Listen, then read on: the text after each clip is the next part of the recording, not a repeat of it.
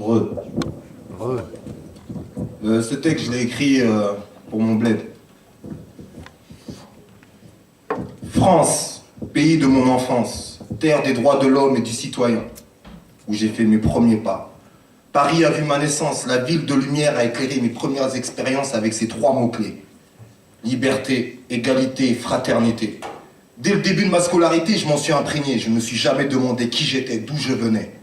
Aujourd'hui, cette période de ma vie, c'est comme si je l'ai imaginée, tout comme la prise de l'Élysée par Sarkozy. Un cauchemar réalisé avec le soutien de la populace, la majorité, endoctriné avec soi-disant l'insécurité que engendrent les immigrés.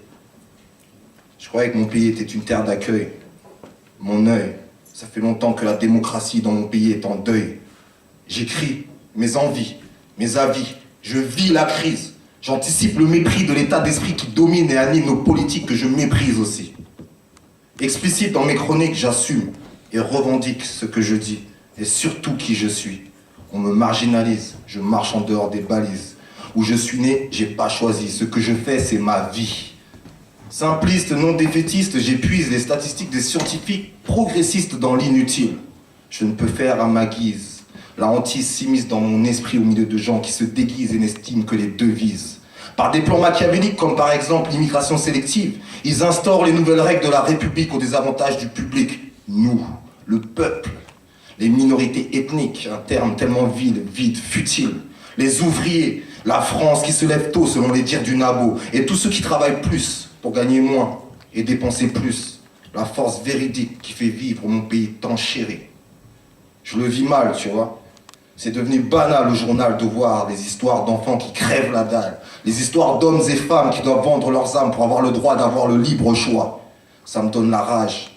Perdu, je suis dans le désert de l'ignorance. Ensablé dans l'hypocrisie, c'est l'indifférence qui nourrit le mirage de mon esprit libre de vivre une voie tracée, je ne sais par qui. À la dérive sur l'océan de l'intolérance, les vagues d'inhumanité me font chavirer. À bord du radeau, je rame pour atteindre l'îlot de l'espérance qui me fait défaut. L'ego altère mes idéaux. Dans les libertés, nous ne sommes pas tous égaux. Peu importe les niveaux sociaux, c'est chacun sa peau. Plus tant se soucier des pauvres. Tantôt c'est ma faute, tantôt celle des autres. De ne plus vouloir comprendre les valeurs qui ont empli le cœur plein d'honneur des premiers bâtisseurs. Ils ont vaincu leur peur. Ils ont détruit la Bastille. Devenus des terreurs, ils se sont débarrassés des usurpateurs qui nourrissaient leur richesse de leur dur labeur. C'était en 1789.